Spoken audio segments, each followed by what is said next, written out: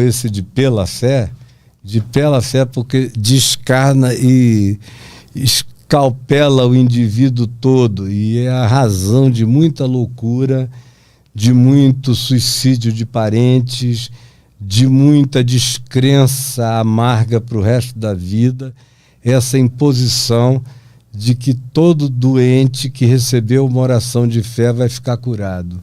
Não é verdade. Tem muita gente que crê e morre.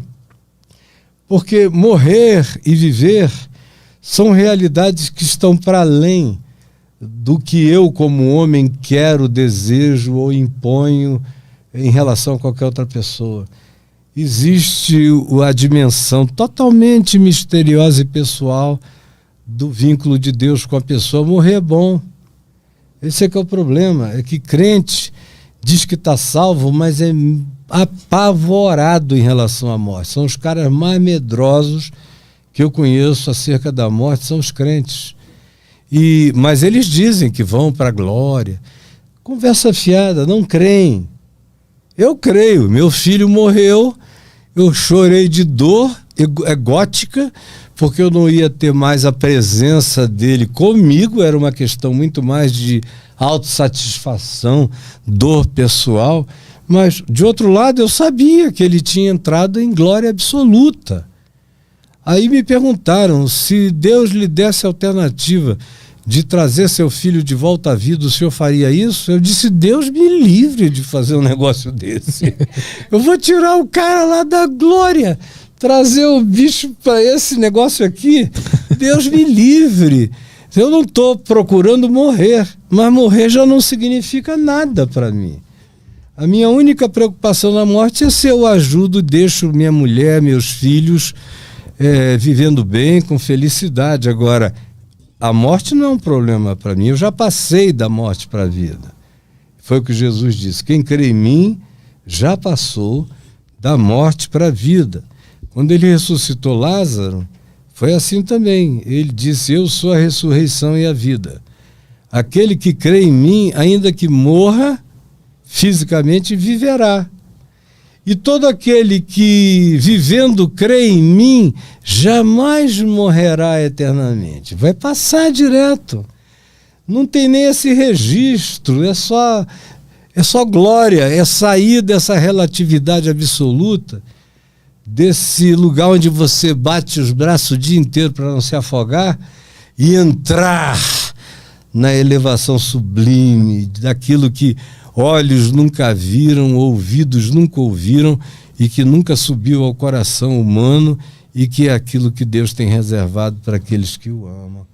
Então Paulo também disse uma coisa linda, escrevendo aos Coríntios, ele disse, porque tudo é vosso, seja a vida, seja a morte, sejam as coisas do presente, sejam as coisas do porvir, tudo é vosso, e vós de Cristo, e Cristo de Deus.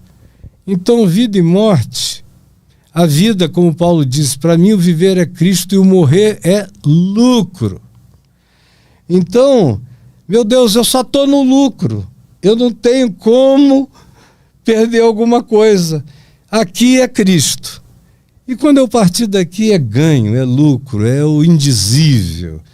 E agora, é difícil as pessoas assumirem isso, porque quanto menos fé e amor há no mundo, mais apego àquilo que é só temporário. As pessoas ficam agarrando a temporalidade como se ela fosse eterna.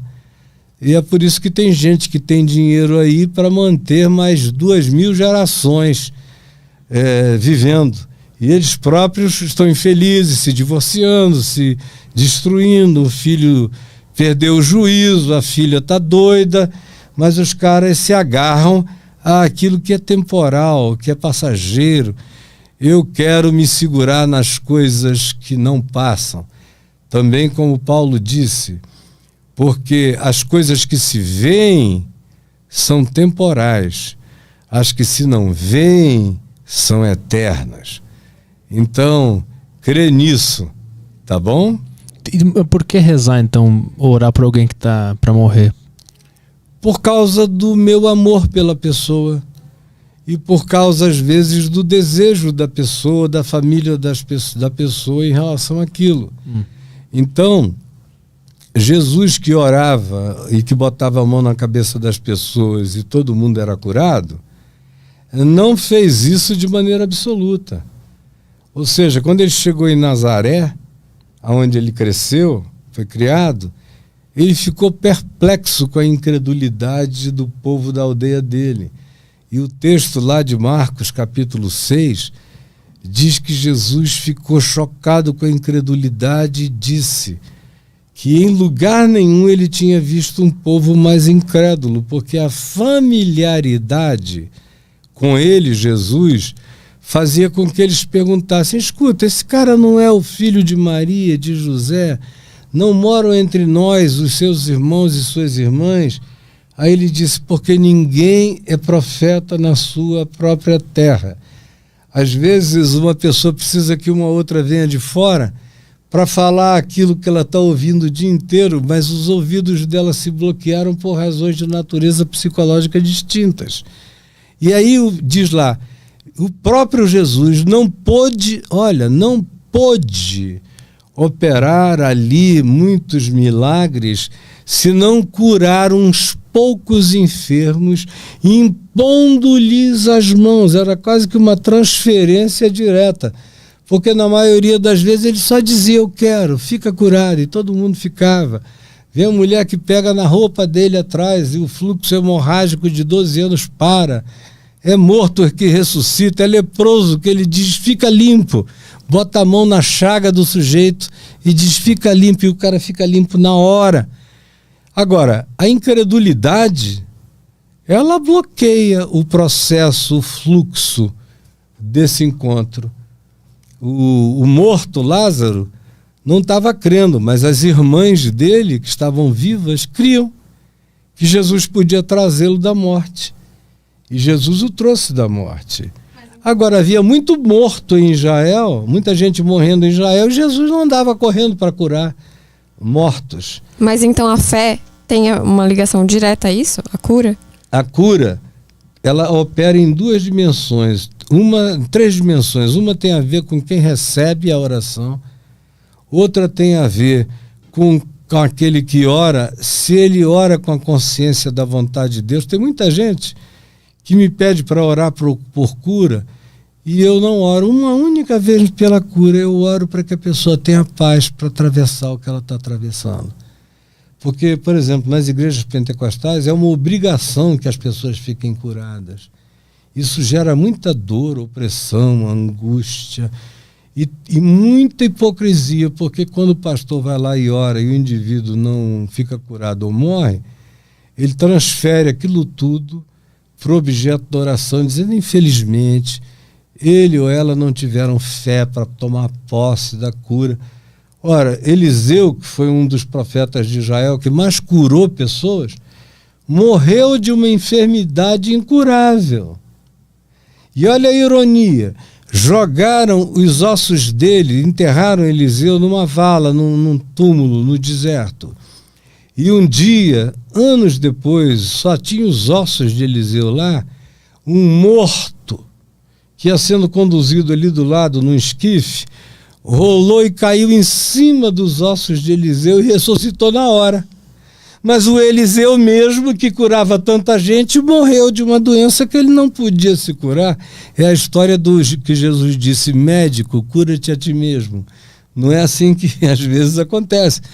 Paulo tinha uma conjuntivite crônica, um negócio incômodo. Eu estou com catarata nesse olho de cá, não estou vendo quase nada aqui do olho esquerdo. O Caio ali está um fantasma para mim.